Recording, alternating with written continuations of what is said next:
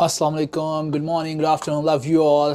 उम्मीद करता हूँ सब ठीक ठाक होंगे। यार मैं एक्चुअली आज देख रहा था वीडियो, जो लोग यहाँ से डिपोर्ट होकर इंडियंस वापस अपने मुल्क पहुँचे हैं। तो इनके इंटरव्यू सुन रहा था, कैसे वो जो डंकी लगा के जो मतलब इलीगल तरीके से वो यहाँ पे अमेरिका पहुँचे थे। कि पहले वहाँ से इंडिया से निकले, इंडिया से कोई ब्राज़ील गया, कोई ग्वांतानामो कोई कंट्री है वहाँ पे गया, जिनका मैंने कभी ज़िंदगी में नाम नहीं सुना। ये नहीं सुना होगा शायद, लेकिन इतना कॉमन नहीं सुनता, इतना नॉर्मल नहीं सुनता। कोई वहाँ पे गए, कोई इटली से गया, कोई लंदन से गया, इंग्लैंड से कोई किसी ने ट्राई की, स्पेन गया, स्पेन के एजेंट से मिला, वहाँ से मिल मिला के 45 से 50 लाख रुपया पर बंदा दे के तो फिर एंड पे मैक्सिको पहुंचते हैं, पनामा के जंगलात से गुजरते गुजरते। यानी मतलब बड़ी मुश्किलात का सामना करते हैं यार। कभी कोई कोई बीच में किसी कई लोगों की डेथ भी हो जाती है। तो मतलब इतना इजी नहीं है 3-3 दिन चलना। कहते 3 दिन वो पनामा के जंगलों में चलते रहे, डेली का 40 किलोमीटर उनको वॉक करनी पड़ती थी। फिर एक गाड़ी में 30-30, 40-40, 50-50 आदमियों को ठोंसा होता है भेड़ बकरियों की तरह। तो कहते कभी किसी को सांस आता है, किसी को नहीं आ रहा था, यानी मरने के करीब, मौत को हाथ लगा के वापस आने वाली बात है। यानी इतनी मुश्किल हालात से फिर कोई कश्तियों में बैठते हैं, कुछ कश्तियाँ डूब भी जाती हैं। अक्सर हम टीवी पर न्यूज़ सुनते हैं कि यार 40 बंदों की, 50 बंदों की कश्ती डूब गई, तो वो भी यही बॉर्डर क्रॉसिंग कर रहे होते हैं इसी चक्कर में आके। तो इतने इतने पैसे खर्च करने के बाद आखिरकार वो फिर पहुंचते हैं किधर, मैक्सिको। मैक्सिको में फिर वो 1-1.5 महीना रह के उनको वहाँ पे फिर एजेंट को पैसे देते हैं, पैसे दे के फिर वहाँ से सैन डिएगो से कैलिफोर्निया का बॉर्डर क्रॉस करते हैं। वॉल जो बनाई हुई है वहाँ से वो वॉल क्रॉस करते हैं। और पहले क्या था, पहले जब वो वॉल क्रॉस करते थे तो CBP 1 की वेबसाइट थी, वहाँ पे वो असाइलम क्लेम करते थे, तो असाइलम उनका थोड़े दिन के बाद वो केस रजिस्टर्ड हो जाता था। फिर उनको जो है ना वो बेल पे रिहा कर देते थे, और फिर वो जिधर भी इधर उधर पूरे अमेरिका में जाके कहीं ना कहीं अपना छोटा मोटा काम शाम ढूंढ के अपने घर वालों की जो भी पीछे बैक एंड पे सपोर्ट करना स्टार्ट कर देते थे।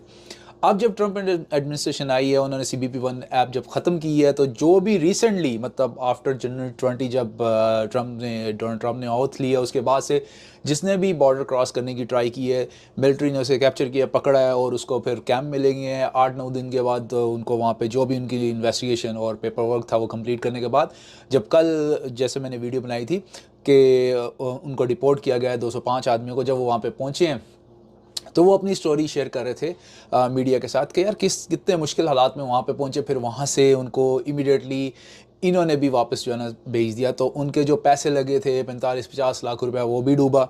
और ये भी नहीं कि वो कोई जेब से दे के आए थे। इतने अगर वो वेल सेटल्ड होते, इतने वेल्थी बंदे होते, तो उनको यहाँ पे आने की ज़रूरत क्या थी, इलीगल किसी भी कंट्री में जाने को क्या क्या ज़रूरत थी। तो वो यही उधार लेके आए थे। किसी ने अपने रिलेटिव से किसी कहीं से 1 लाख पकड़ा, किसी ने 2 लाख दिए, किसी ने 5 लाख दिए, कुछ अपने वो जो गिरवी रखते हैं अपना सामान, या यानी बैंक में लोन लिया, बैंक को अपनी प्रॉपर्टी दी, उसके बदले में थोड़ा लोन मिल गया, या अपनी गाड़ी के ऊपर लोन ले लिया। तो इस तरह करते कराते पैसे थोड़े थोड़े कतरा कतरा करके उन्होंने जोड़ा और यहाँ पे आ गए। अब यहाँ पे आने के बाद इमीडिएटली जब उनको वापस भेजा, तो मैं वही कल बात कर रहा था कि अब आप लोग वो जो लोन लेके आए उसका पैसे उतारते हुए लोन के साला साल ज़िंदगी गुजर जाएगी वहाँ पे रह के।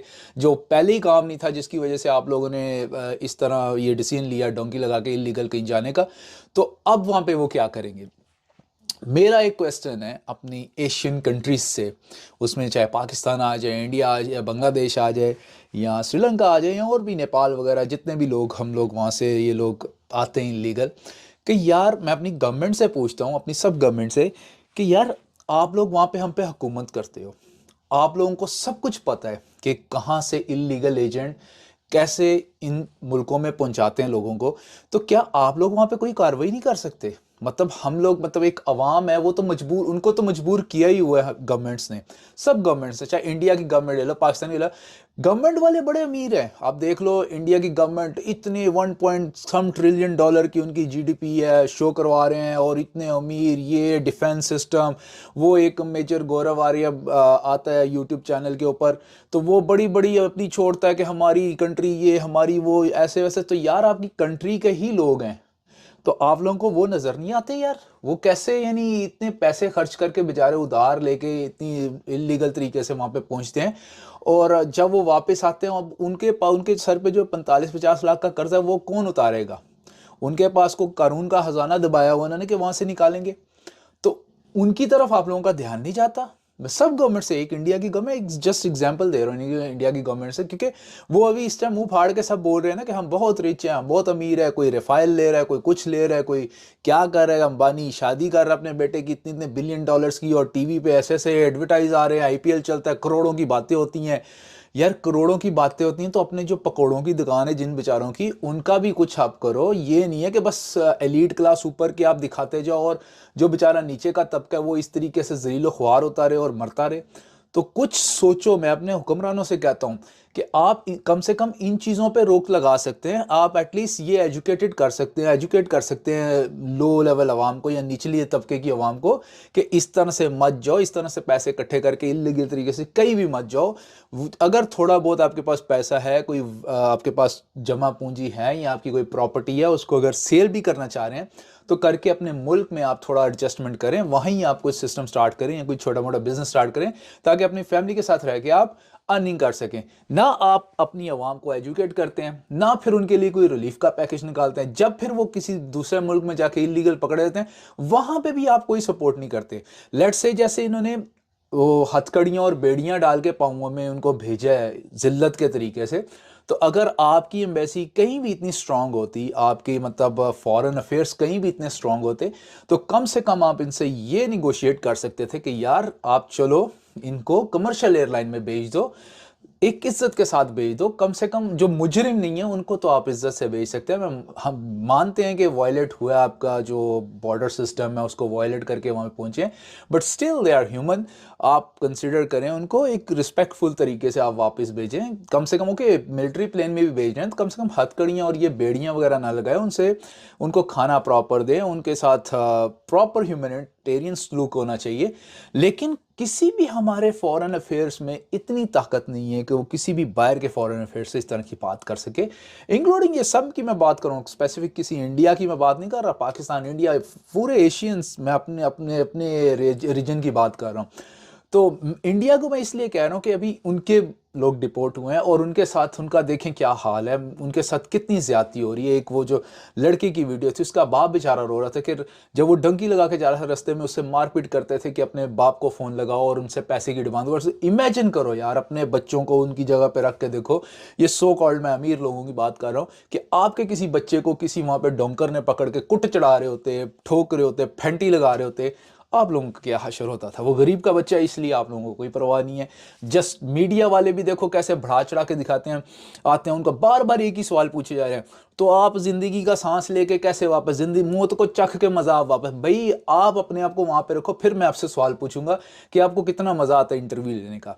एक तो बेचारे वो किस हाल में है, ऊपर से जले पे आप नमक छिड़क रहे हैं। उनकी अगर आप हेल्प नहीं कर सकते तो उल्टे सीधे इंटरव्यू भी मत लें जाके आप।